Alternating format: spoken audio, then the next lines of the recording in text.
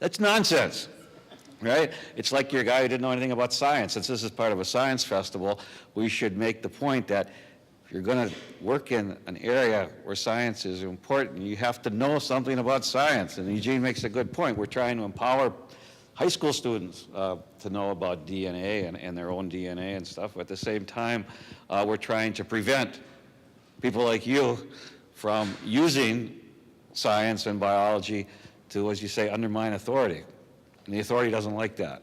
So, but scientists do. So it really is. I think there's a lot of paradoxes here and a lot of room for play here, because science is really about, I think really is, at least outside the military, it really is about truth and openness and free access. Obviously, the government is not.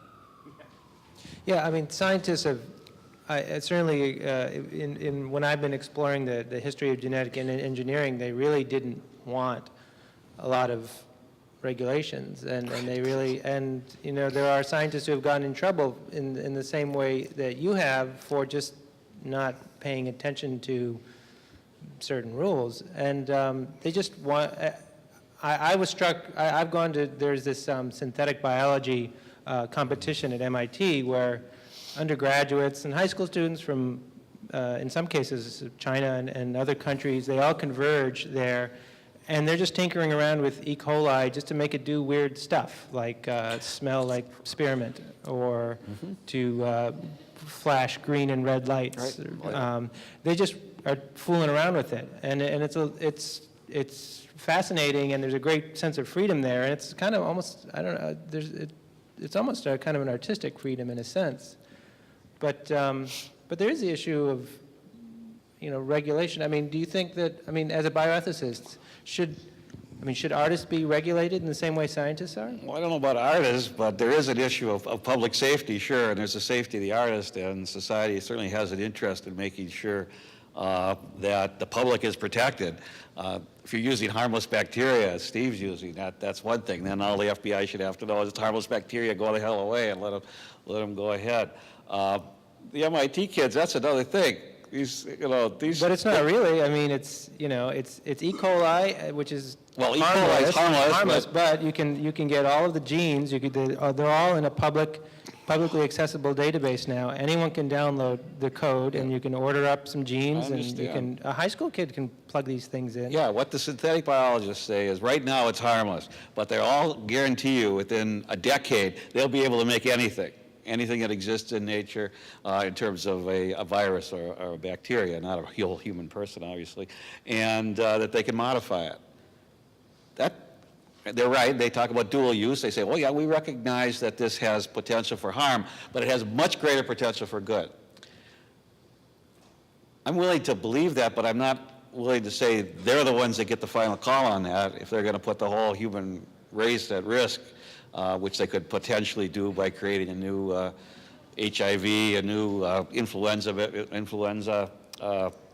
That's potentially very dangerous stuff. And I understand Craig Venter when he says, well, the worst thing that happened when the scientists said they remade the polio virus was to say that, oh, Congress is going to want to regulate this now. Well, somebody's going to regulate it. It can't just be Congress, though. This is international. And some of Steve's work has been done in Europe, obviously, and you know, it can't be done in everybody's lab in the basement, but there's going to come a time, and not certainly in our lifetimes, where it is going to be possible for people who are not well-intentioned people to make a bacteria or a virus that is extremely dangerous and lethal. And once they make one that is also contagious, we all have an interest in trying to monitor that and stop it before it affects a lot of people. See, I think the important thing, the way you originally phrased it, should artists, I mean, that's like saying, should any citizen be monitored? Exactly. And not really, because as artists, what we can get, without breaking the law, is it does not present any kind of public health risk. There's nothing to monitor, and there's nothing to regulate. Right? Now sometimes it seems arbitrary. I know I can look under my sink and pull out some Clorox and some ammonia, and maybe I might mix that up. That's okay. I'm allowed to have that stuff.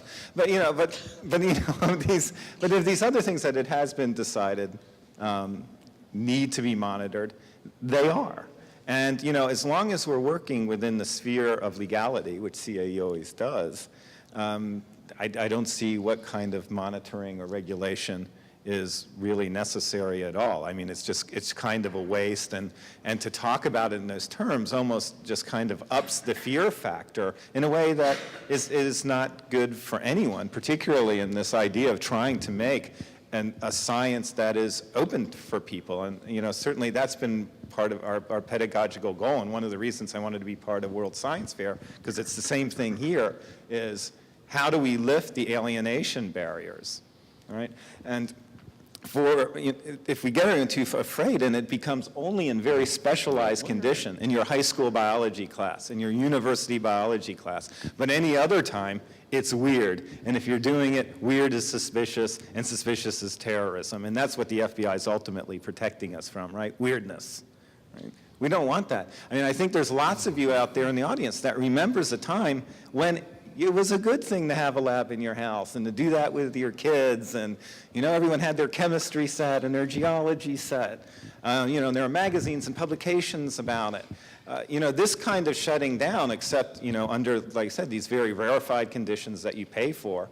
And then even then, those could be either privatized, and, you know, there could be patents that could be compromised, so that has to be blacked out, and some are classified because it's a military operation, and that has to be blacked out, and we're losing more and more of our university, and again, the alienating division getting wider and wider.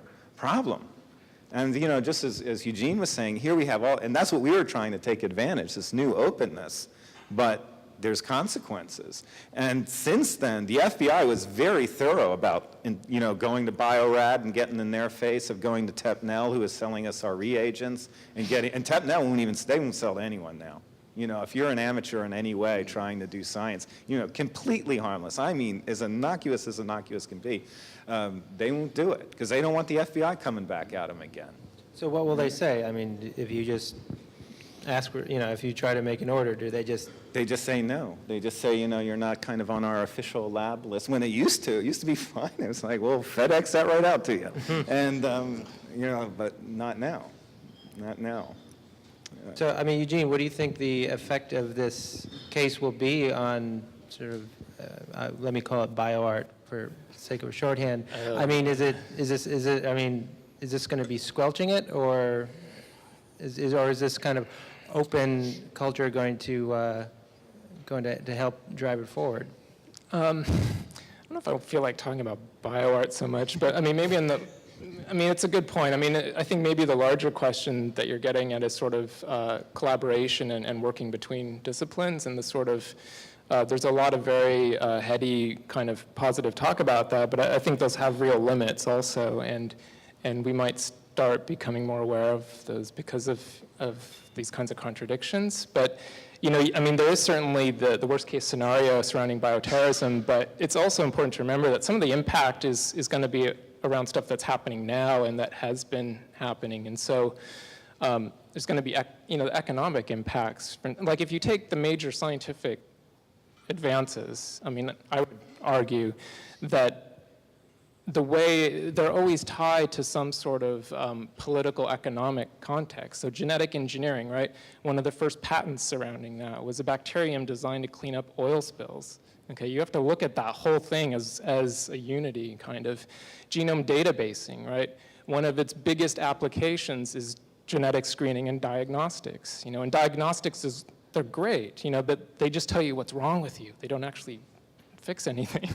And so there's a lot of the computer industry just developing more and more sophisticated tools to tell you that you're sick, essentially. So each of these scientific developments is inherently interesting, yeah, and the research should happen.